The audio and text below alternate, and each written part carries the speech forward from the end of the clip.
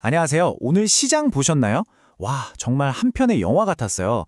그것도 이야기가 전혀 다른 두 편이 동시에 돌아가는 그런 느낌이었죠. 한쪽은 간신히 버티는데 다른 한쪽은 와르르 무너졌거든요. 대체 오늘 시장에서 무슨 일이 있었던 건지 지금부터 한번 제대로 파헤쳐 보겠습니다. 바로 이거예요. 화면 보시면 코스피는 0.07%, 정말 간신히, 아주 간신히 빨간불을 켜면서 버텨냈죠. 근데 코스닥은요? 마이너스 1.10%, 완전히 파란불로 주저앉아버렸습니다. 아니, 같은 나라 증시인데 왜 이렇게 완전히 다른 길을 간 걸까요? 이게 오늘 우리가 풀어야 할 가장 큰 숙제입니다. 자, 그럼 일단 시장을 끌어내린 쪽부터 한번 살펴볼게요. 도대체 뭐가 문제였을까요? 한마디로 말하면 그동안 너무 잘 달리던 선수들이 잠시 쉬어가는 타이밍이었다고 할까요? 최근에 시장을 막 이끌던 주도주들 있잖아요. 그 종목들이 오늘 하루는 좀 힘을 빼는 모습이었어요. 네, 바로 차익 실현 매물이 쏟아진 겁니다. 그동안 워낙 뜨거웠으니까요. 이 정도 먹었으면 됐다 하고 수익을 챙기려는 사람들이 많아졌다는 거죠. 일단 팔고 보자 하는 심리가 확 퍼진 거예요. 특히 어디서 이런 흐름이 강했냐면요. 바로 반도체랑 2차 전지였어요.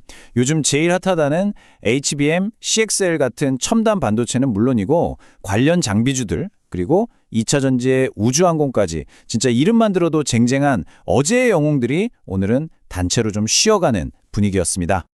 하지만 시장이 참 재밌는 게 이쪽 문이 닫히면 저쪽에서 새로운 문이 열리잖아요.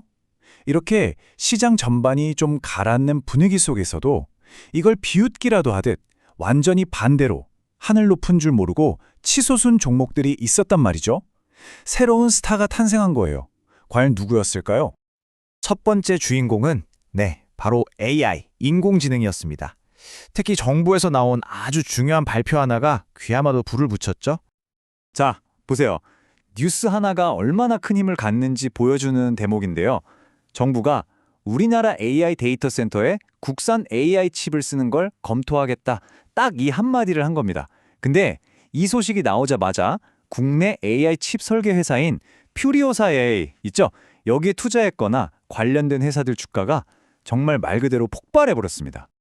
이것 좀 보세요. 4x4, DSC 인베스트먼트 이런 관련 회사들이 전부 다 상한가, 상한가 거의 30%씩 올랐어요. 이게 바로 정책의 힘입니다. 강력한 뉴스 하나가 특정 테마를 어떻게 하늘로 띄어 올리는지 제대로 보여준 거죠.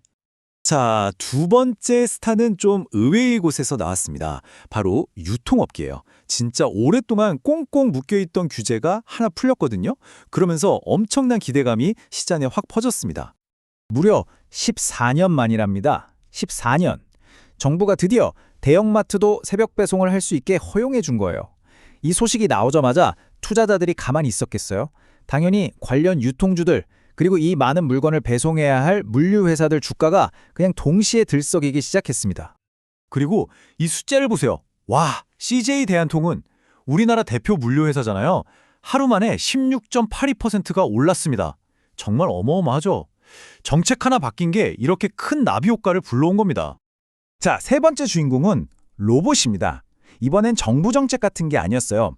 그냥 영상 하나. 세계적으로 아주 유명한 로봇 회사가 올린 영상 하나가 투자자들의 마음에 불을 질렀습니다. 바로 그 유명한 보스턴 다이내믹스의 아틀라스 영상이었는데요.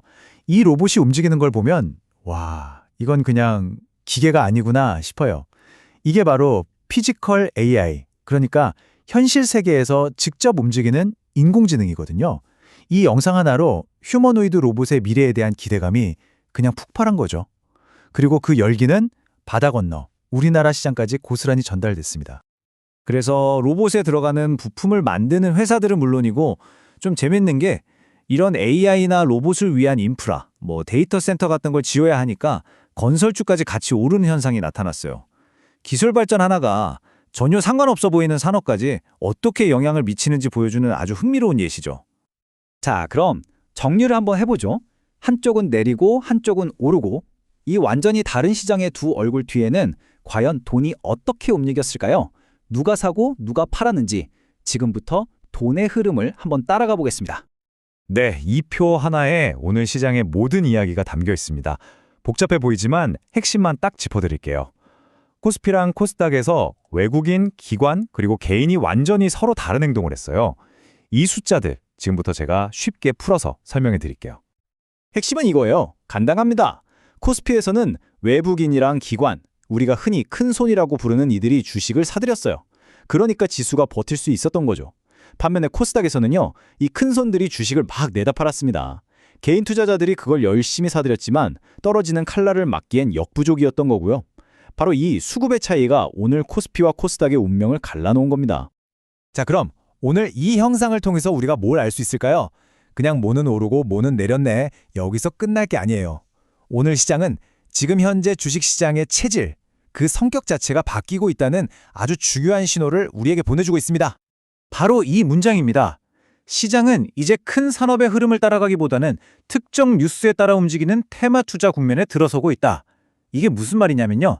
예전처럼 반도체 업황이 좋으니까 반도체주 사자 이런 거대한 흐름보다는 정부가 AI 칩 쓴데 새벽 배송 풀린데 이런 개별 뉴스 하나하나에 돈이 확 쏠리는 그런 테마 장세가 훨씬 더 강해지고 있다는 뜻이에요.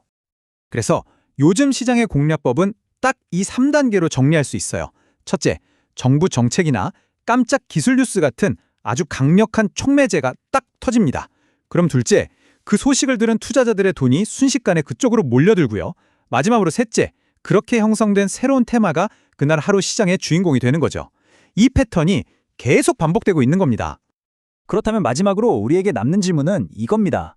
이렇게 매일매일 헤드라인을 쫓아서 정신없이 움직이는 시장에서 우리는 과연 흔들리지 않는 장기적인 가치를 어디서 찾아야 할까요?